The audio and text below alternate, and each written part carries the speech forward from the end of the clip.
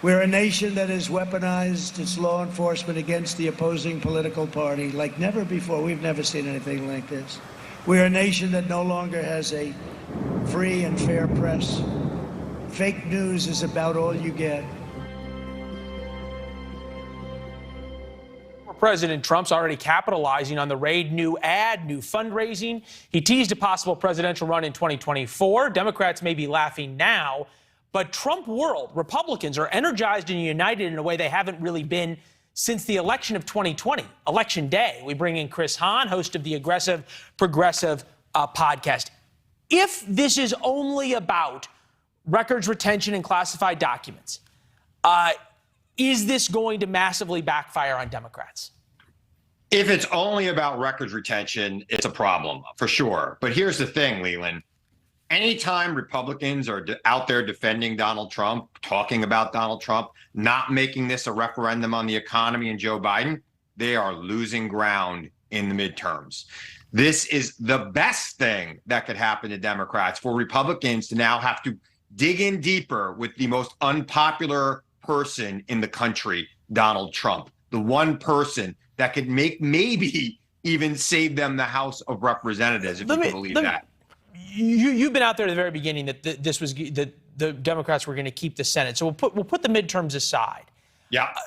Should Democrats worry, or tell me about the political calculation that has to be going on in Democrats' minds?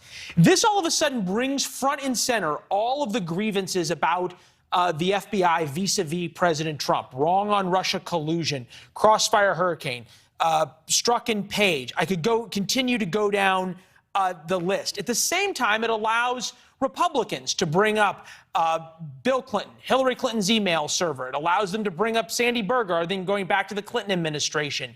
How worried should Democrats be that this is Merrick Garland setting up, I am the most impartial man in Washington. I can raid President Trump's house and I can indict President Biden's son? You know, worry somewhat, but remember, the election for president is 2024. It's a long time from now.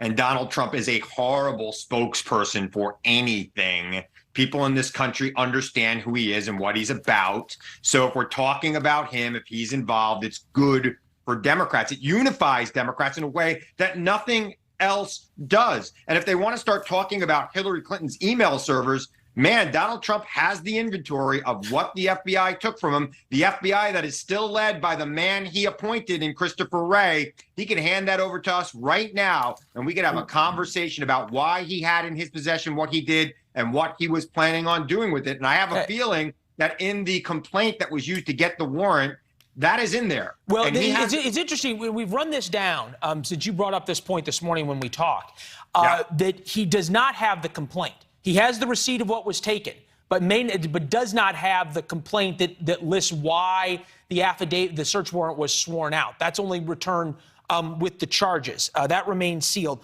What I think is interesting is your former boss, Chuck Schumer, who's about as shrewd of a political operator as you get, also someone who hates Donald Trump to the core, refused to take a victory lap last night. Take a listen. I know nothing about it other than what I've read, like everybody else. So I think it's wise for me to withhold comment until we learn more. None of us know the facts, and any comments are premature. Okay, so either he was briefed as part of the Gang of Eight, or he has the shrewdest political mind in history. Come on, there's something going on here. Well, Chuck Schumer does have the shrewdest political mind in history, and I'm not just saying that because he made me, but he is a great political leader. But look, I don't know that the Gang of Eight was briefed yesterday. In fact, I don't think they were. I think that may have happened So why isn't he out spiking the football like everybody else and dancing about this and talking about Trump's going to be indicted like so many other Democrats are? Well, let me just reverse it here about Trump hating, Chuck hating Trump. First time I met Donald Trump, I was standing next to Chuck Schumer at an event for another Democrat, just for the record. And I think it was Hillary Clinton. And I will say this: he doesn't hate anyone, and he doesn't want to spike the football on a man who, look, is popular with a certain percentage of this country. And I also, quite frankly, don't want to. I never like to celebrate with other people's problems. And for this to happen to Donald Trump yesterday means there is a real problem there. Okay, we have seen from Merrick Garland nothing but patience and the deliberate practice of justice in a way that has frustrated Democrats for the last 2 years. There's been huge frustration there.